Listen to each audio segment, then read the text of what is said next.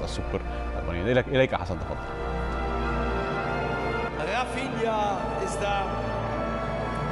شكرا مرة أخرى زميلي باسل طبال. إذن يا مرحبا الكرام مشاهدينا متابعينا في كل مكان. هنا اللحظة الأولى، هنا التتويج الأول في هذا الموسم لبايرن ميونخ بطلا لبطولة كأس السوبر الألماني للمرة السادسة في تاريخها بعد الفوز على حساب بروسيا دورتموند في مباراة كانت مثيرة وصلت إلى ركلات الترجيح. استطاع الفريق البافاري أن يتفوق على أسود الفيستيفال بركلات الترجيح بواقع 5-4 في الشوط الأول. انتهى بهدف شوط ثاني انتهى بهدفين لمثلهما في الهدف الأخير الذي سجل طبعا البايرن في اللحظات الأخيرة. وهنا طبعا هذه الأسماء التي تواجدت رغم الغيابات الكثيرة بالنسبة للبايرن وكذلك بالنسبة لفريق بروسيا دورتموند. طبعا كارلو أنشيلوتي أكيد هذا الانتصار وهذا اللقب أمر مهم جدا خصوصا على مستوى معنويات الفريق بعدما انظهر بأداء باهت في إطار المباريات التحضيرية الودية الاستعدادية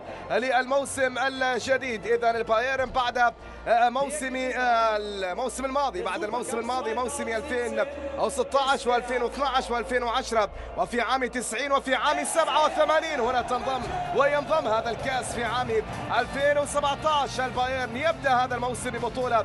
البايرن مثل ما حدث في الموسم الماضي عندما توج بطلا لبطولة كاس السوبر في ألمانيا عندما فاز على حساب بروسيا دورتموند كذلك في هذا الملعب بهدفين نظيفين. هنا يكرر هذا الأمر بالفوز على غريمة على حساب بروسيا دورتموند ولكن من خلال ركلات الترجيح في مباراة كانت مثيرة المرة 11 لبايرن ميونخ في بطولة كأس السوبر في ألمانيا والمرة السادسة التي يرفع فيها هذه الكأس وبالتالي ينفرد بالرقم القياسي لبطولة وللتتويج ببطولة كأس السوبر في ألمانيا. إذا المباراة انتهت وبهذه الصورة أيها الأحبة الكرام تحتفل جماهير البايرن هنا في ملعب سيجنال إدونا مبارك. أرجو أنكم استمتعتم بهذه المباراة.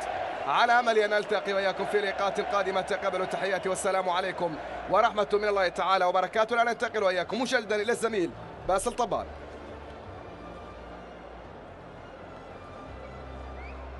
شكرا لزميل حسن العيدروس. إذا عملية تتويج سريعة كانت في كأس السوبر.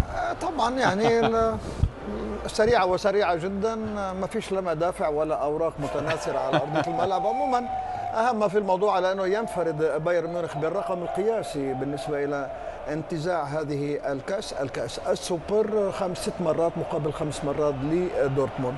عموما مرة جديدة، افتتاح جيد للموسم، تسخين في مكانه. بعد أسبوعين ولكن قبل الدوري هناك مواجهة في الكأس أيضا يلعب بايرن ميونخ مع فريق من الدرجة الثالثة. ستبدأ هنا بالنسبة إلى الدوري الألماني لا يبدأ إلا من بعد الكأس